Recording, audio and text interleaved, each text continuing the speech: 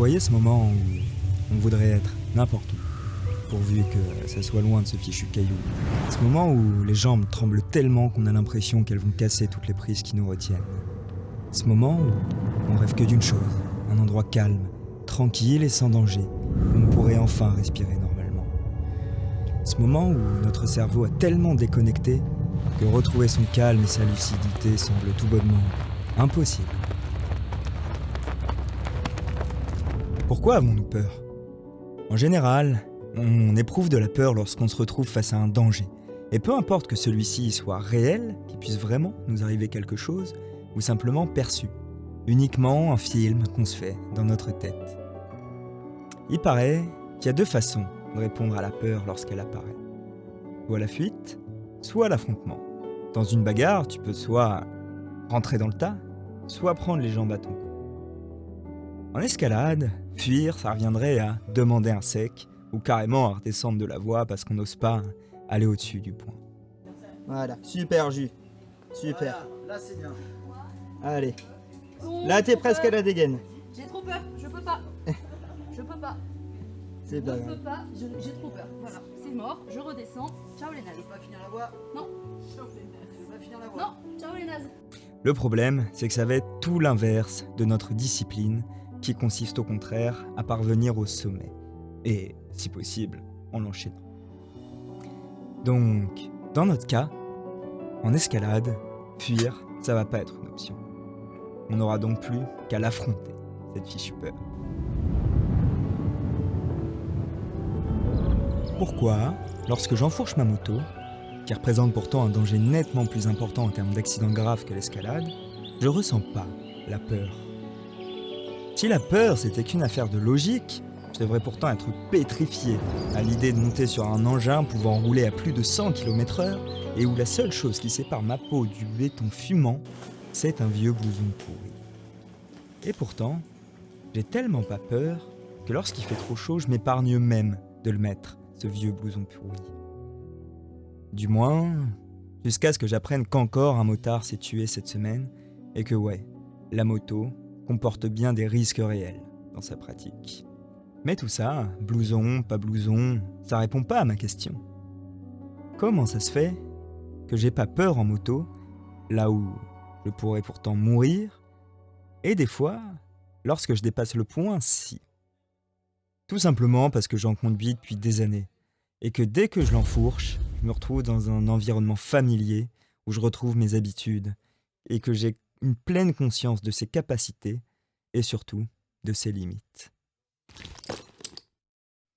Quand un grimpeur commence à pratiquer l'escalade en tête, il a souvent peur, et en particulier lorsque les prises de main deviennent mauvaises, ou carrément qu'il n'y en a plus.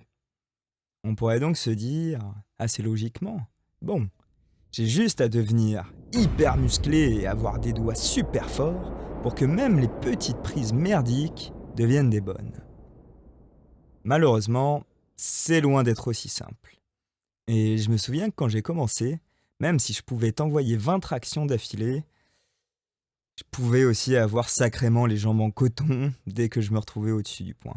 Soyons honnêtes, si on regarde les choses simplement, tomber en escalade, c'est pas dangereux.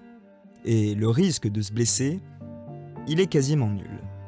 Le problème, ça va être que fortement ancré dans notre inconscient depuis des générations et des générations, tomber d'une hauteur importante, ça veut dire se faire super mal, voire mourir.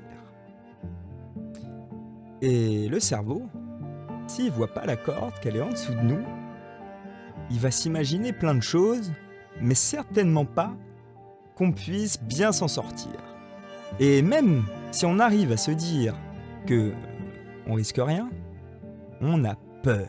On a hyper peur et on pense que la chute va être terrible. Et là, tu me fais une belle chute. Non. T'es prêt ? T'aurais peur là ? Là, tu pourrais pas faire une chute. Ouais, j'ai pas du tout envie de faire une chute en fait. tu Me tire pas en plus hein. Non, parce que j'ai cru que t'allais chuter donc. Non, je veux pas faire de chute. Alors qu'en réalité, c'est sûrement pas grand-chose qui vous attend.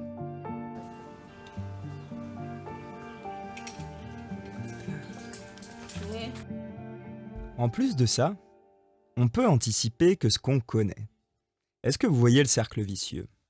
J'ai peur de la chute, donc j'ai peur de m'engager. Vu que j'ai peur de m'engager, je vais pas beaucoup tomber. Et vu que je vais pas beaucoup tomber, je vais avoir encore peur de la chute, etc., etc. Mais rappelez-vous, on a vu qu'en escalade, la fuite, elle n'était pas envisageable. On va donc devoir trouver des solutions pour répondre à ce problème et enfin la vaincre, cette fichue peur. Et rassurez-vous, absolument tout le monde est capable de s'en débarrasser. Eh oui, même vous, qui avez les jambes en coton à peine 5 cm, votre torse ayant dépassé le point. Tout le monde. Faut juste s'y prendre de la bonne manière et se laisser le temps. Est-ce que vous vous rappelez de la fois où on a enlevé les petits trous sur votre vélo? Je suis prêt à parier que ce jour-là, vous avez été pété de trouille. Et pourtant, a priori, vous êtes encore là pour en parler. Et le but, ça va être que de grimper en tête, ça devienne aussi naturel pour vous que d'enfourcher votre vélo. Promis, à partir de là, j'arrête mes métaphores à deux roues et on va se concentrer sur la grimpe. Et là, vous devez être en train de vous demander, bon, mais concrètement, comment on fait pour ne plus avoir peur de chuter? Et désolé de vous l'apprendre, mais il n'y a pas 36 solutions pour ne plus avoir peur de chuter. Il va falloir, vous l'avez en mille, chuter. Mais de la bonne manière. Je m'explique. Certains prétendent que pour se débarrasser de la peur de la chute, il suffit de faire une école de vol. L'école de vol, qu'est-ce que c'est? C'est simplement venir se prendre des méga plombs de l'espace pour qu'ensuite les plus petites chutes paraissent insignifiantes. Même si dans la théorie, ça pourrait potentiellement marcher, et d'ailleurs si ça vous tente, n'hésitez pas à essayer, personnellement, je vais préférer une approche beaucoup plus en douceur, où l'idée va être de s'habituer petit à petit à la chute dans un maximum de situations possibles pour que le cerveau puisse enfin assimiler que ok, chute égale aucun danger, je m'en fiche complètement, je peux tomber, ce n'est pas grave et je ne vais surtout pas ni mourir, ni me faire mal et fondamentalement, tomber, ça fait pas peur. Pour ça, on va y aller, comme j'ai dit, petit à petit, même en salle. Commencez en salle, si vous avez besoin, il n'y a aucun problème là-dessus. J'ai déjà pris ce genre de minutes.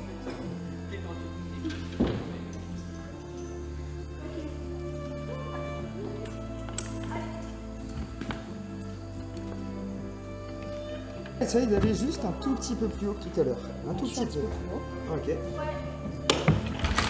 Super. T'as vu, t'es pas morte. Oui, mais j'aime pas ça quand même.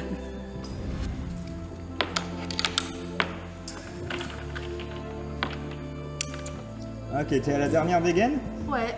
Alors, à partir d'où tu dirais que t'aurais peur de tomber? Maintenant, je pense. Ok.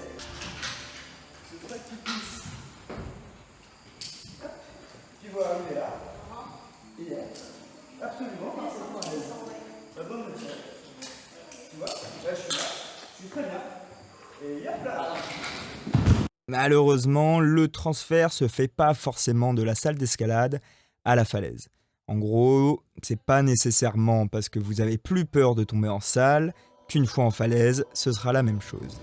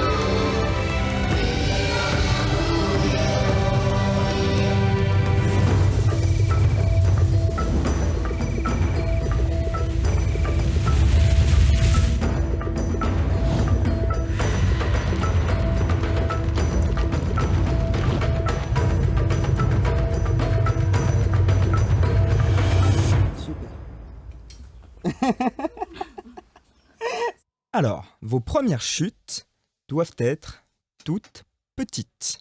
Et quand je dis toutes petites, c'est qu'on pourrait même pas vraiment les compter dans des vraies chutes.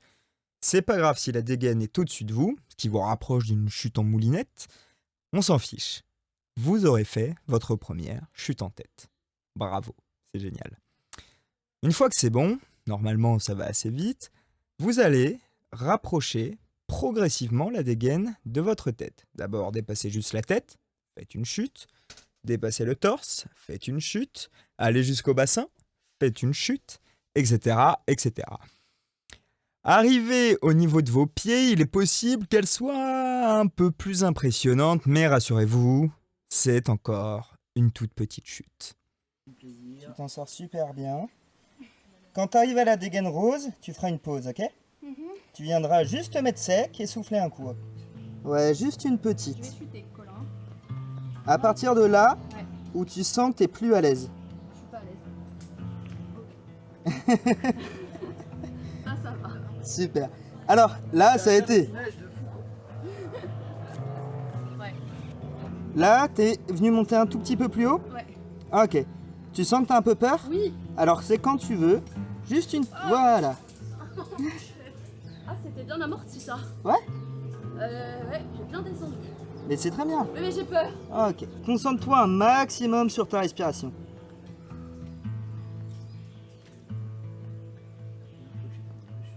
Et voilà, l'idée, c'est vraiment pas aller. Faut que tu te sentes à peu près bien, qu'à chaque fois, la chute que t'as fait, tu te sentes bien à ce moment-là. Ok? Comment tu te sens? Attends, j'essaie de me mettre correctement. Voilà. Tu te sens bien? Ça va. C'est vrai que ça fait peur en fait. Hein. Après réflexion.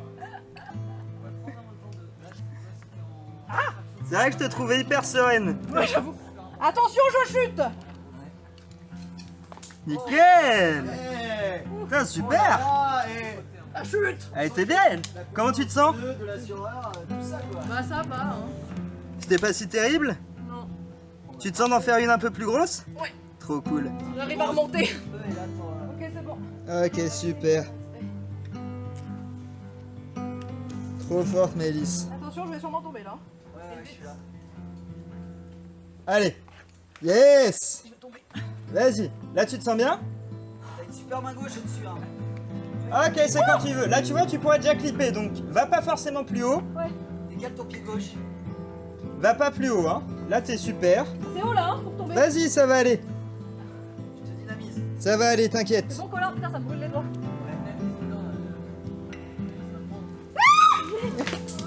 Nickel! Oh putain. T'as mis les pieds. Comment tu te sens? Ça va. Est-ce que tu sens que ça t'a fait du bien? Et ainsi de suite. En fait, il n'y a pas vraiment de limite. Pas besoin d'aller s'y mettre au-dessus non plus. Mais ce qu'il est important, c'est que tant que vous avez encore peur à une certaine hauteur, ça sert absolument à rien d'aller plus haut.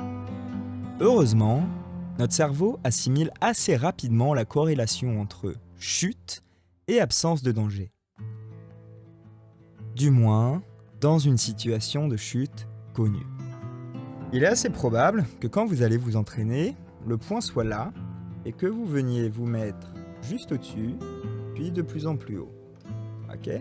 Le problème, c'est que si le point est toujours là, mais vous êtes là, c'est pas une situation que vous connaissez. Et il est possible qu'à ce moment-là, vous l'avez deviné, vous ayez à nouveau peur. Heureusement, vous connaissez le secret. Il suffit de chuter de là, si ça ne représente pas de danger, évidemment. Un autre élément à prendre en compte, particulièrement en falaise, c'est la hauteur des voies. Il est tout à fait possible qu'une fois que vous vous retrouviez haut dans une voie, même si vous connaissez théoriquement cette distance de chute par rapport au point, la hauteur vienne se rajouter comme élément participant à votre peur. Perso, c'était mon cas. Je pouvais aller tomber 15 fois dans une 6B en tête à 3 mètres du sol, mais je pouvais me mettre à paniquer dans une 5C à 30 mètres. Mais, encore une fois, vous connaissez la technique. Si vous avez peur, T'as un pied droit sur là. Ah là. Attends. Ça, je tombe. Ça me brûle trop. Tomber de cette hauteur. En plus de ça, vous allez assez vite constater que tomber, même de haut, ne représente aucun danger. Je dirais même plus, grâce à l'élasticité de la corde, plus vous êtes haut dans une voie ou au-dessus du point, et finalement, plus la chute sera amortie et donc douce. Essayez d'y penser lorsque vous vous mettrez à paniquer la prochaine fois. Ok, petite précision, quand vous allez tomber, c'est important de penser à dire vol et pas sec. C'est une erreur que j'ai déjà vu faire quelques grimpeurs et c'est une assez mauvaise habitude dont il faut se débarrasser. Pourquoi ? Vous voyez ce fameux assurage en 5 temps que vous avez appris par cœur et que vous maîtrisez. Bien. Pendant cet assurage, il y a un moment où votre main est en haut. Et si jamais votre main est en haut au moment de l'impact de la chute, il est possible que votre main se retrouve entraînée dans le système d'assurage, donc qu'elle se coince et donc que vous lâchiez la corde. Donc, ne dites pas sec quand vous tombez, juste vol, et ainsi votre assureur pourra se préparer à vous assurer dynamiquement et ravalera pas inutilement le mot. C'est un premier vrai clip en falaise ? On va pas se mentir, l'escalade en tête, elle est quand même vachement plus agréable qu'en moulinette. Et plus stylée, mais ça faut pas trop le dire. Personnellement, je trouve qu'il n'y a rien de pire que d'avoir la corde qui va venir nous tirer d'en haut, provoquer des ballons, qu'on va voir abominablement frotter contre le rocher. Et personnellement, j'aime pas ça. Pour profiter pleinement de l'expérience de la grimpe, vous allez donc devoir apprendre à grimper en tête et, parallèlement, à chuter. Faut avoir à l'esprit que la chute, c'est une partie intégrante de l'escalade. Qu'on le veuille ou non, on ne peut pas composer sans. Tous les grimpeurs tombent. Et que nous le voulions ou non, il n'y changera rien. C'est donc à nous de nous y plier et peut-être même, pourquoi pas, d'apprendre à aimer se prendre quelques vols.